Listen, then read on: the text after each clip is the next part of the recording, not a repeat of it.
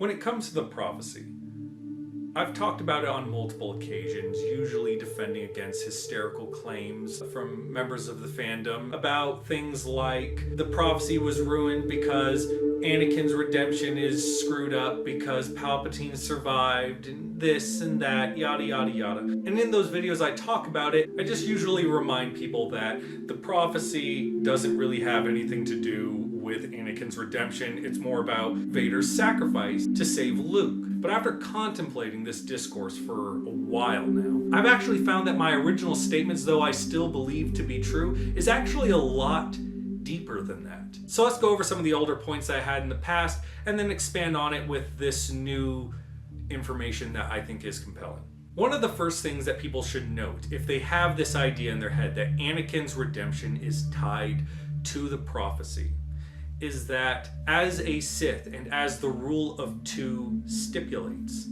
Vader is already expected to kill Palpatine.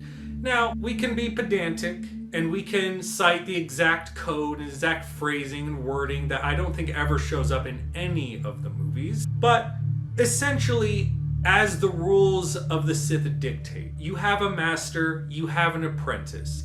You have the master who holds all the power, all the knowledge over the apprentice, and you have the apprentice who strives for that power and that knowledge. But eventually, it is expected of the apprentice to take all that knowledge and power from their master and use it to kill them in order to perpetuate the cycle by them taking the role of master and taking a new student. So it seems absurd to me to tie Anakin's redemption, Vader's redemption, in with a rule set from a dark religion that literally requires him to kill his master in order for him to be redeemed. I think George Lucas was far smarter than that. Hence why I could also just say what I've talked about before in the past, which is, where does it specifically say that the Chosen One's redemption is tied with the prophecy? Where is it specifically stated that the prophecy mentions any kind of redemption arc for the Chosen One? And right then and there, we could just leave off with it. But I'm the kind of guy who likes to dig a little bit deeper than that and explain my ideology, my thoughts as clearly as I possibly can. And I'm here to tell you that Anakin's redemption is not only not tied to the prophecy, but redemption is literally impossible if tied to a prophecy. Because a prophecy implies preordained events. These things are destined to happen, which implies there is no choice. There is no free will.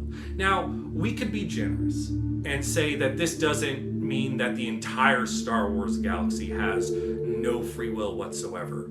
Even if there's a prophecy, preordained events that are destined to happen, we could just say that it's simply for this specific events in regards to the Chosen One, where the Chosen One will be born and he'll bring about the end of the Sith and restore balance. And only those elements are preordained. They're going to happen no matter what, as the prophecy dictates.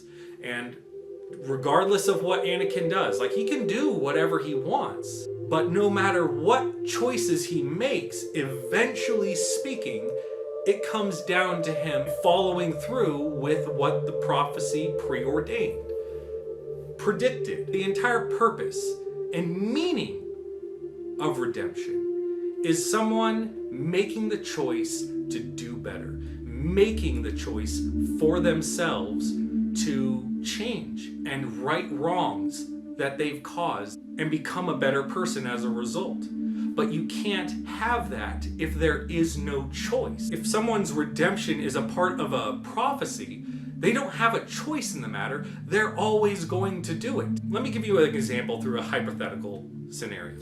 Let's say you have a bully, and that bully beats you up every single day. And then suddenly, one day, another bully comes along, and he starts to beat you up too. But then, your original bully gets in the way, stops that bully, chases them off. And then they turn to you and go, you know, I realize through watching this person what he was doing to you, it made me see the real pain and damage I was causing you, and I had a revelation that what I was doing was wrong. And I'm so sorry for how I treated you. I'm so sorry for my actions. And I can only tell you that I'm going to try and do better and try to never inflict the kind of harm I've inflicted on you to anyone or you ever again. I would hope maybe you'd find somewhere in your heart to say, okay, this guy is clearly trying to redeem himself. This guy's clearly sincere with his apology. Now take that exact same scenario, except this time, when the new bully comes in to beat you up, an adult comes in, grabbing your original bully by the ear and dragging them across the room to chase off the bully, and then tugs on their ear and says, "You apologize," and the original bully goes, "Oh, I apologize." Which do you think is more sincere? Which do you think is an actual redemption? Because in scenario 2, it's being forced upon the bully and making him have no other choice than to just do as he's told. And that's essentially what a redemption arc through a prophecy would entail. So I maintain Anakin's redemption has nothing to do in any way with the prophecy. It has to do with Anakin's choice, Vader's choice, to sacrifice himself for his child, making a selfless act rather than a selfish act, rejecting the dark side and returning back to the light. And I can also understand people's confusion on this topic because it's relatively an innocent one, because it's the idea, I'm sure, that it's because of the harm Vader has done with his life that he needs to do something incredible in order to make up for that harm. And I can see people having the misunderstanding that by achieving the terms of the prophecy, he's doing something incredible, therefore redeeming himself. But you cannot have redemption if it's forced, if it's a preordained event, if it's going to happen no matter what.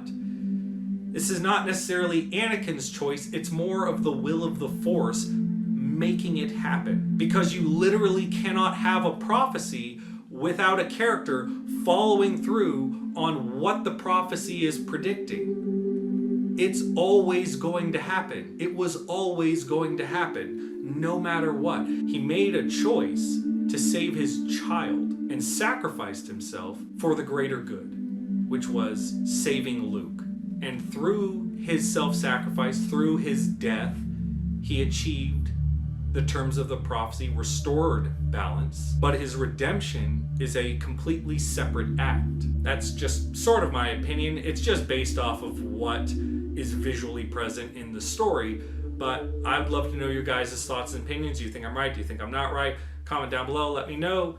And I hope to see you in the next video. See ya. Bye-bye.